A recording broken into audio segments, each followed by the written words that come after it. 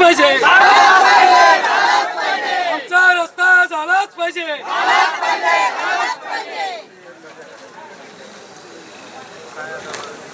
त्यानंतर आपण बाजू होणार आहोत। आता पीआयचा सुद्धा मला फोन आलेला आहे, त्यांनी सुद्धा सांगितलं की आपला रस्ता रोको आंदोलन नाहीये। आम्ही म्हटलं आमचं सुद्धा तेच आहे की आमचं रस्ता रोको आंदोलन नाहीच आहे।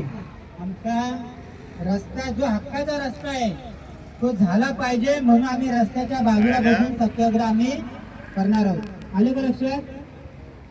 लक्षात आले का सर्वांच्या? त्यामुळे 2 महिने व्हायला पाहिजे, 2-3 वर्ष लागणार।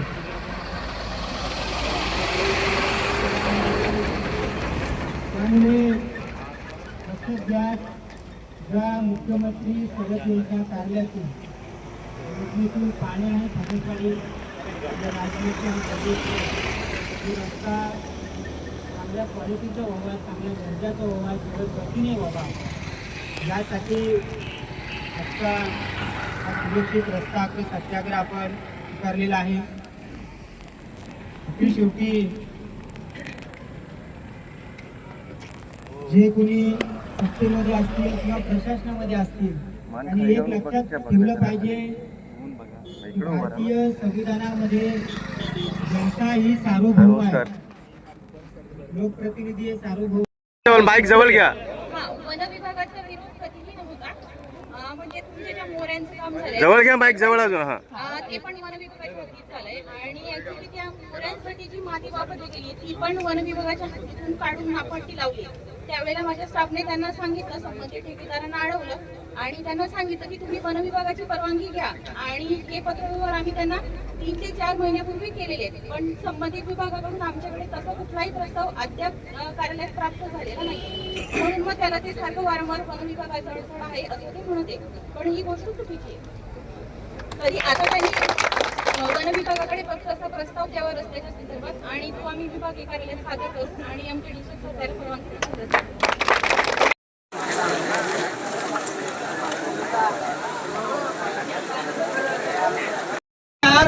महाराष्ट्र मुख्यमंत्री सडक योजना अंतर्गत चालणारे आमचे रस्ते, या रस्त्याला अलोकेट होऊन आज बरीच दिवस झाली।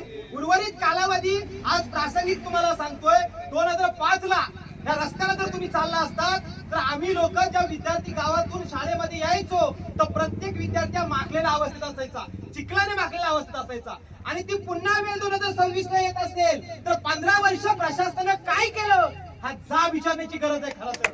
कारण आमच्यासारखी पिढी जर पायी चालत या रस्त्याने चिखलात येत होती आणि गणपतीचा सण असायचा, धुरल्यातून मागून आम्ही जायचो, आणि दुर्दैवानं इथल्या ठेकेदारांना माहिती आहे, इथल्या आमदारांना माहिती आहे, इथल्या खासदार साहेबांना माहिती आहे, इथल्या लोकप्रतिनिधींना माहिती आहे, इथल्या प्रांत अधिकारी साहेबांना माहिती आहे, हा रस्ता साधारण नाही आहे, प्रायोरिटी वरती घ्यायला पाहिजे होतं।